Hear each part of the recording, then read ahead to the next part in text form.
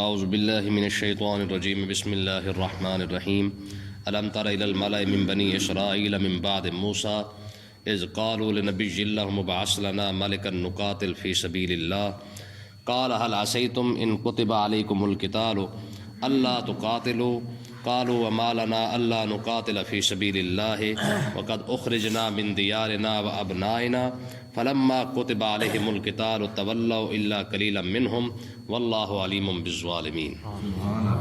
اس آیت کے اندر ایک واقعے کی طرف اشارہ کیا گیا ہے۔ واقعہ یہ ہے کہ جب موسیٰ علیہ السلام کا وصال ہو گیا، موسیٰ علیہ السلام کے بعد جو ان کے نائب تھے حضرت سیدنا یوشع بن نون، وہ بھی کافی عرصے تک اپنی قوم کو سنبھالتے رہے۔ ہارون علیہ السلام کا تو پہلے وصال ہو گیا تھا، موسیٰ علیہ السلام سے بھی پہلے ہو گیا تھا۔ تو پھر اس کے بعد جو ہے وہ یوشع بن نون کا بھی جب وصال ہو گیا تو بعد میں پھر عرصہ گزرتا گیا، قوم جتنی نبی سے دور ہوتی جائے گی اتنی اس کے اندر خرابیاں بھی آتی جائیں گی۔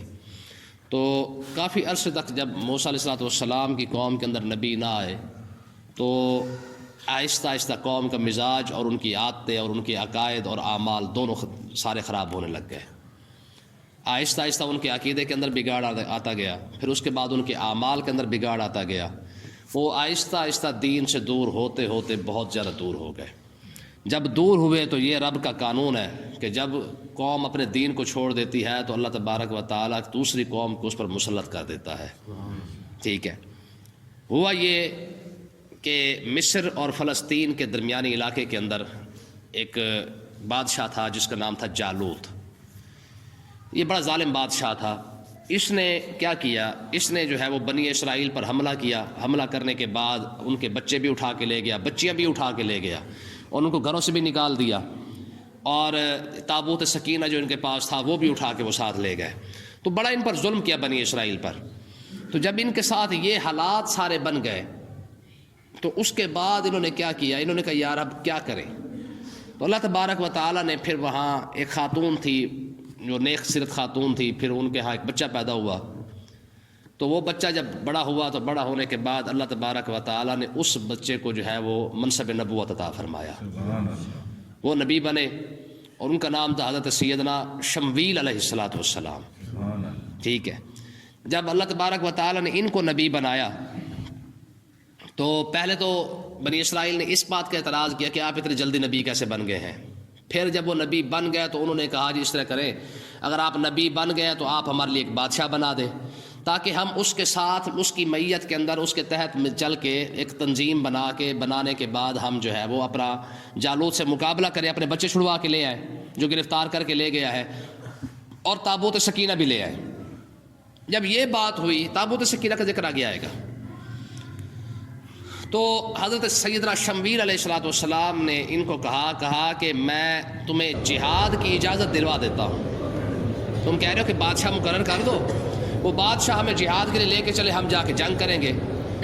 تو شمویل علیہ السلام نے فرمایا بات یہ ہے کہ میں اجازت بھی لے دیتا ہوں، بادشاہ بھی تم میں سے بنا دوں گا، ٹھیک ہے، لیکن جہاد کا حکم نازل ہو گیا تو تمہاری طبیعت تو ہے نا للچائی ہوئی طبیعت ہے، کبھی ادھر اور کبھی ادھر، تو ایسا نہ ہو کہ جب تمہارے اوپر جہاد کا حکم نازل ہو جائے اور بعد میں تم کرو ہی نہ۔ پھر انہوں نے کہا جناب کمال کرتے ہیں، ہمارے بچے ادھر ہو گئے، ہمارے گھر خراب ہو گئے، ہم جنگ کیوں نہیں کریں گے؟ تو آپ نے فرمایا مجھے پتہ ہے نعروں کا غازی اور کرداروں کا غازی کے اندر فرق تو ہوتا ہے نا، جی نعرے کے غازی اور کردار کے غازی میں فرق تو ہوتا ہے نا آخر۔ تو بہرحال وہی بات ہوئی، یہاں پہ اسی واقعے کو یہاں سے شروع کیا جا رہا ہے۔ اللہ تبارک و تعالیٰ نے ارشاد فرمایا الم تر الی الملأ من بنی اسرائیل من بعد موسیٰ، فرمایا محبوب آپ نے دیکھا نہیں ہے کہ موسیٰ علیہ السلام کے بعد بنی اسرائیل کی ایک جماعت کے ساتھ ہوا کیا تھا؟ کیا ہوا تھا؟ اذ قالوا لنبی لہم، جب انہوں نے اپنے نبی سے کہا، یعنی حضرت سیدنا شمویل علیہ السلام سے کہا ابعث لنا ملکا، ہمارے لیے آپ ایک بادشاہ بنا دیں، نقاتل فی سبیل اللہ، تاکہ اس کے تحت اس کے ساتھ چل کر ہم اللہ کی راہ میں جہاد کر سکیں، جنگ لڑ سکیں۔ تو قالا، حضرت سیدنا شمویل علیہ السلام نے فرمایا حل عصیتم، ہو ایسا کرنے والے؟ ایک گائے تو ذبح کر نہیں سکے تھے، اس کے لیے بھی 100 بہانے بنا دیے تھے، اور اب تم کیا کہتے ہو تم جنگ لڑو گے؟ ان کتب علیکم القتال، اگر تمہارے اوپر جہاد فرض ہو گیا، اللہ تقاتلوا، مجھے نہیں لگتا کہ تم جنگ کر سکو گے۔ اس لیے نعرے مارنے کی ضرورت نہیں ہے، ٹھیک ہے نا جی. ہم کہتے ہیں نا ہماری قوم، ٹھیک ہے نا جی، ہم اینٹ کا جواب پتھر سے دیں گے، تو یہ صرف نعرے ہی ہے خالی، ٹھیک ہے. تو آگے دیکھیں جی، قالوا وما لنا، انہوں نے کہا جناب کمال کرتے ہیں، ہم کیوں نہیں اللہ نقاتل فی سبیل اللہ، ہم اللہ کے نام میں جنگ کیوں نہیں کریں گے، آپ صرف حکم لے آئیں، پھر دیکھیں تماشا ہم کرتے کیا ہے. وَقَدْ أُخْرِجْنَا مِنْ دِيَارِنَا وَأَبْنَائِنَا، آپ نے جالوت کو دیکھا نہیں ہے، ہمارے گھر اس نے اجاڑ دیے، ہمارے بیٹے گرفتار کر کے لے گیا، ہماری بچیاں گرفتار کر کے لے گیا، قیدی بنا کے لے گیا ہے، ہم جنگ کیوں نہ کریں گے، آپ صرف اجازت لیں. ٹھیک ہے. شمیل علیہ السلام نے دعا مانگی کہ پروردگار ایک تو بادشاہ بنا دے اور دوسرا ان کو جہاد کی اجازت بھی عطا فرما دے. اب بادشاہ کیسے بنے؟ حضرت سیدنا طالوت یہ حضرت سیدنا بنیامین علیہ السلام کی اولاد میں سے تھے. ہوا یہ کہ اللہ تبارک و تعالیٰ نے حضرت شمیل علیہ السلام کو ایک آسا عطا فرمایا.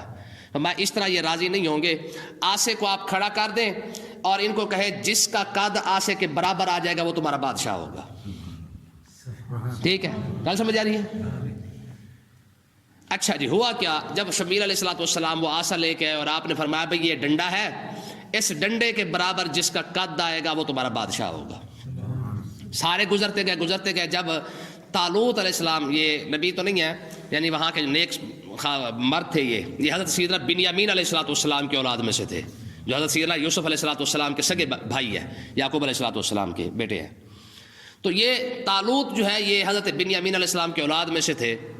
تو ہوا یہ کہ جب ان کی باری آئی تو ڈنڈا جو ہے وہ ان کے برابر آیا، تو آپ نے شمیل علیہ السلام نے فرمایا بھی اللہ تبارک و تعالیٰ نے طالوت کو تمہارا بادشاہ بنا دیا ہے.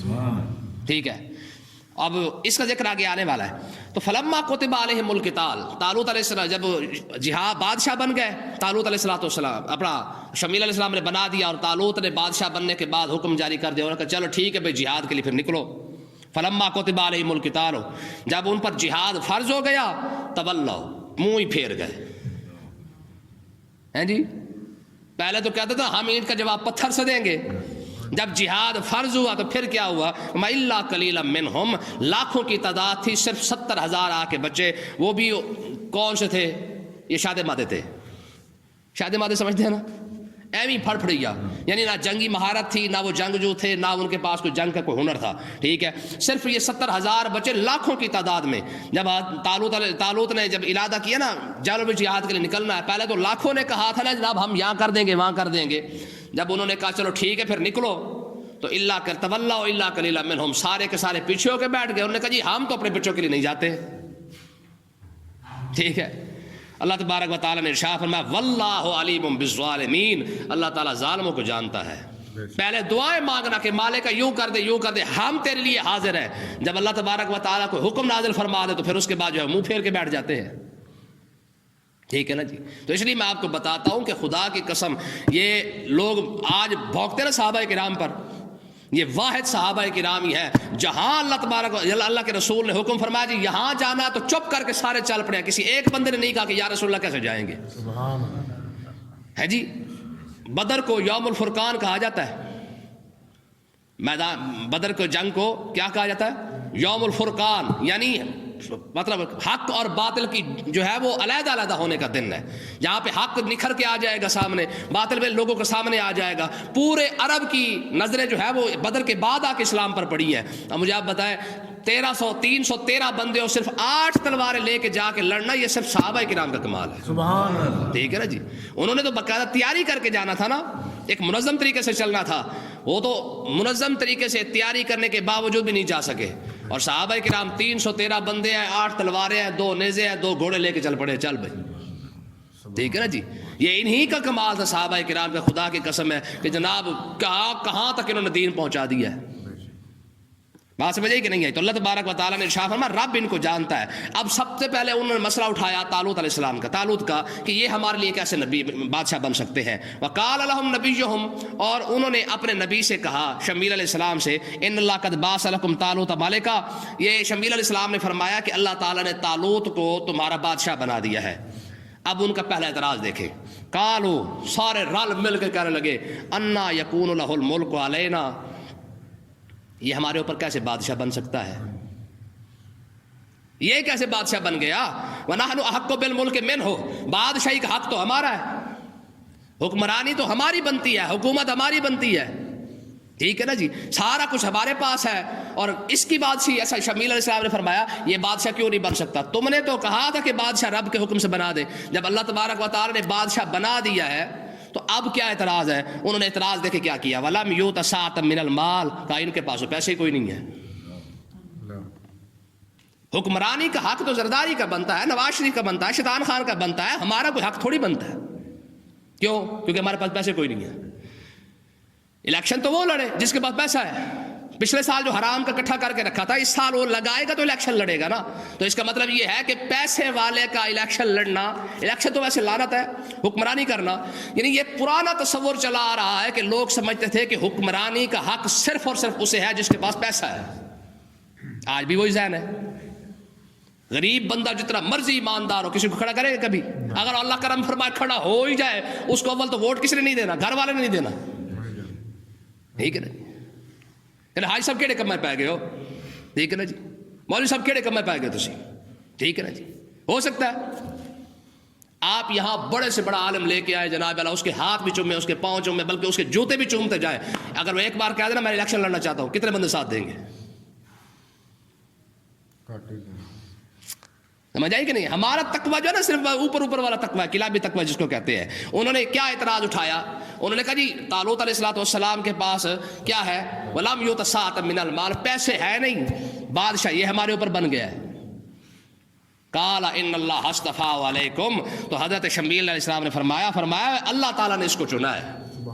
ہاں یہ رب نے اس کو چنا ہے. مجھے آپ بتائیں جب اب رب نے چنا کیوں ہے؟ ذرا اس کو بھی دیکھیں. وَزَادَهُ بَسْطَةً فِي الْعِلْمِ وَالْجِسْمِ، میں اللہ تبارک و تعالیٰ نے اسے علم بھی عطا فرمایا ہے، جسمانی لحاظ سے طاقت بھی اسے عطا فرمائی ہے.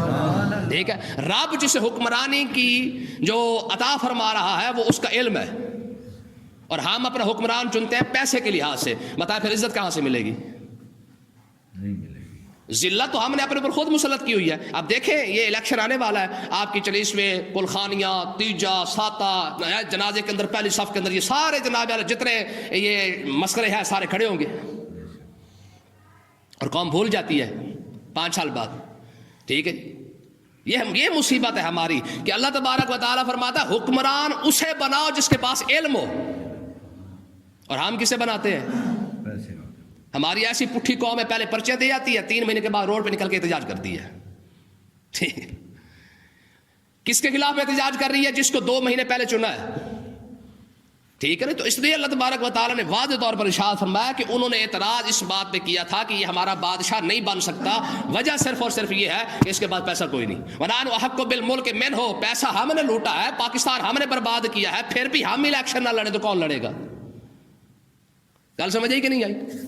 تو اللہ تبارک و تعالیٰ نے ارشاد فرمایا ہم نے اسے جو بادشاہ بنایا ہے وَزَادَهُ بَسْطَةً فِي الْعِلْمِ، ہم نے اسے علم عطا فرمایا ہے جی. والجسم، اور جسمانی لحاظ سے بھی طاقتور ہے. میدان لگ گیا تو دوڑے گا نہیں، بھاگے گا نہیں ہے جی، کیونکہ پیچھے ڈیفنس کینٹ کے اندر کوٹھے جو نہیں ہے جی. جب مجاہد کینٹ کے اندر کوٹھیاں بنانے لگ جائے، جب مجاہد ڈیفنس کے اندر بنگلے بنانے لگ جائے، جب مجاہد کو 200 ایکڑ زمین ملنا شروع ہو جائے، مجاہد نے خاک جہاد کرنا ہے. کیوں جی؟ ہاں، مجاہد تب جا کے لڑتا ہے جب پوری فوج کا سپہ سالار ہو اور امیر المومنین آ کے کہے ابو عبیدہ میں نے تیرا گھر دیکھنا ہے. کہا حضور نہ دیکھے، رہنے دے تہاڈی مہربانی. کہا نہ دکھا مجھے. آخر پوری فوج کا تو چیف آف آرمی سٹاف ہے، اپنا گھر تو دکھا. کہا حضور اگر دیکھنا ہے تو پھر آپ کو برداشت بھی کرنا پڑے گا. کہا ہوا کیا ہے؟ چلو آیا دکھا دیتے ہیں آپ کو. حضرت ابو عبیدہ بن جراح کے پاس جب حضرت عمر رضی اللہ تعالیٰ عنہ جب ان کے گھر کے اندر گئے تو چیف آف آرمی سٹاف کے پاس ایک گھڑا پڑا ہوا ہے، ایک کھال پڑی اور ایک گلاس پڑا ہوا ہے. فاروق اعظم رو پڑے. حضرت ابو عبیدہ نے کہا حضور میں نے تو کہا تھا کہ آپ نہیں دیکھ سکیں گے.